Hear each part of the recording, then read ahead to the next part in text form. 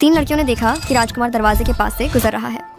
बड़ी बहन ने मजाक में कहा कि अगर राजकुमार मुझसे शादी करने को तैयार हो जाए तो मैं उसे हर दिन सबसे साफ लिनन के कपड़े पहनाऊंगी। दूसरी बहन ने पीछे नहीं रहना चाहा और कहा कि अगर वह खुद राजकुमार से शादी करे तो उसे हर दिन सबसे मुलायम गद्दे पर सुलाएगी। राजकुमार, जिसके पास कपड़े और गद्दों की कमी थी, उनकी बातें सुनकर बस हंस पड़ा।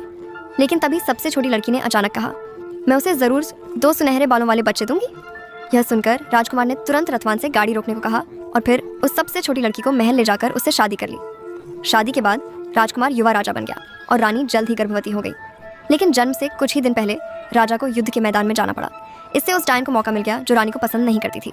वह हमेशा चाहती थी कि उसकी बेटी की शादी राजकुमार से हो, लेकिन उसे यह उम्मीद नहीं थी कि राजकुमार जाकर एक गरीब लड़की को रानी बना देगा।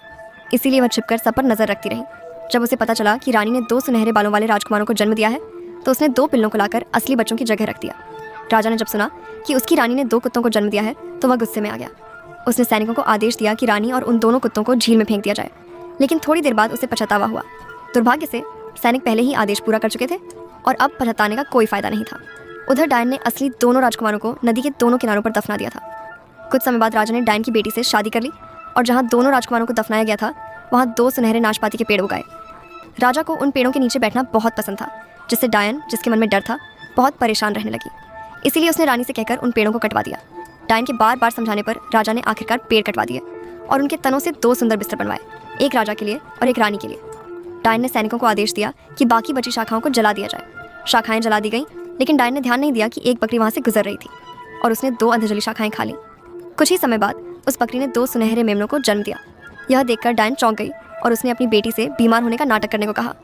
उसने राजा से कहा कि वह तभी ठीक हो सकती है जब वह सुनहरे मेमनों का मांस खाए। इसलिए दोनों छोटे मेमनों को मार दिया गया। डायन उन मेमनों को साफ करने के लिए झील पर ले गई, लेकिन उसे पता नहीं चला कि मांस के 2 छोटे टुकड़े पानी में बह गए। वे जल्द ही 2 सुंदर सुनहरी मछलियों में बदल गए। जब वे बड़ी हुई तो एक मछुआरे ने उन्हें पकड़ लिया। जैसे ही वे जमीन पर आए वे 2 सुंदर सुनहरे बालों वाले युवकों में बदल गए।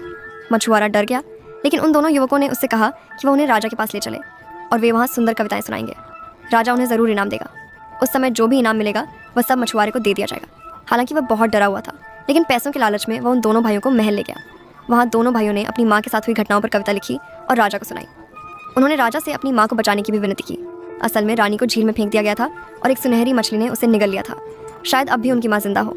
राजा, जो पहले पिता बनने की खुशी में था, अब बेटा बन गया। वह तुरंत सैनिकों को लेकर झील पर गया और उस सुनहरी मछली को पकड़ लिया।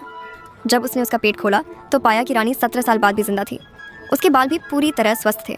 राजा ने अपनी मूर्खता के लिए रानी से माफ़ी मांगी और डायन और उसकी बेटी को कड़ी सजा दी। अंत में परिवार फिर से महल में शांति और खुशी से रहने लगा। कहानी के अंत में मछुआरे को राजा से